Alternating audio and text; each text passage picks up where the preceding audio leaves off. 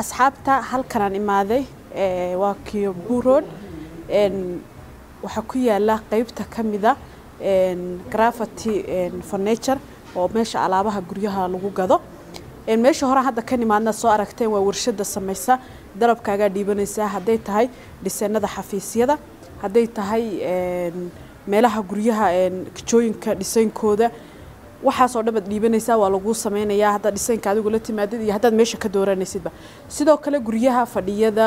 kaarbadiyada wax walba ka helaysa fadhiyada iyo sariirahana waa dalban kartaa adigoo dalabkaaga dhiibanayso isla markiiba halka lagu sameynayo lagu hagaajinayo halka joogo carwada qayb kamid ah ku taala carwada isla gali doona waa arkayna alaabta taala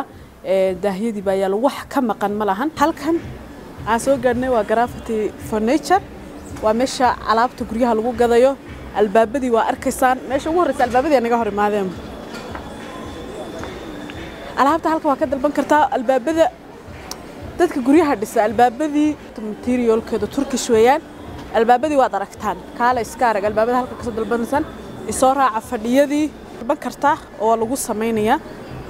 ayadoo aad ka dalbanaysid warshadii aad soo aragteen alaabta quruxda badan lagu dhisan gareeyay haddii aad rabtid inaad gadatid oo diyaarana waa kuwana way yaalaan soo isoo raaca halada isku la arkayna waaw soo fadhiyadana say qurux badan yihiin waa arkaysaan waxa weeyaan Turkish weeyaan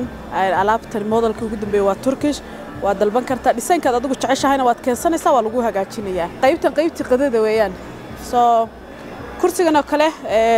uu kala baxayaa isku soo noqonaya hal qof baa laga dhigi karaya family dhan wada fadhiisan karaya laba qof wada fadhiisan karaya isaga furfurmaya oo isku soo xirmaya saa aragtaan isku laalaamaya fadhiga waa aragtaan kuraas dalabkaaga waa dalban kartaa waa keensan kartaa kuraas waa arkaysaa ayagana si u shiidayeen oo qurux badan yihiin gudaha isla gelinaana keen kuraastana waa arkaysaa ayagana si u qurux badan yihiin waaw ma sha Allah kuraasta laga ma sheekeeyo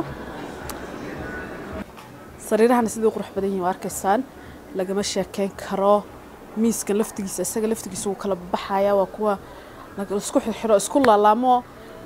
meel ay ka xirayaan ma laha waad isku laalaabaysaa gabigoodo daahiyadina waad arkaysaan daahiyadana color kasta design kasta aad u baahan tahay waa ka helaysaa waxaan daahiyo meesha ku xiran oo dhan materialkooduna maray aad u fiican waaye qofka yimaada hatta mid kale ay ku daray waxa weeyaan alaabtan waa soo dalban kartaa telefoonada shaashada ku qoran baa ka dalban kartaa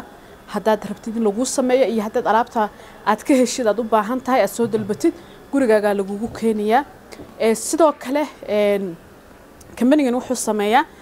in haddaad aroos tahay ama maxay hayto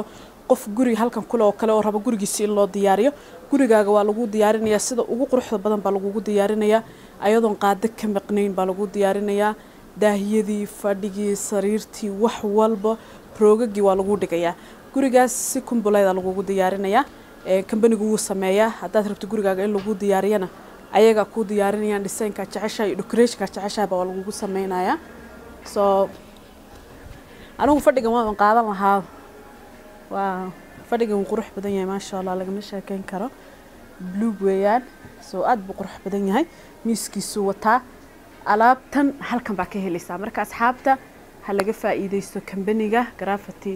furniture waa company aad alaab walba guri looga baahnaad ka helaysid waa roogagii ayaguna waa idin sheegay meesha wax ka maqan ma laha wax walba waa lagu diyaarinayaa gurigaaga roog ma ka maqnaanaya xataa daahiyadii roogii laydadkii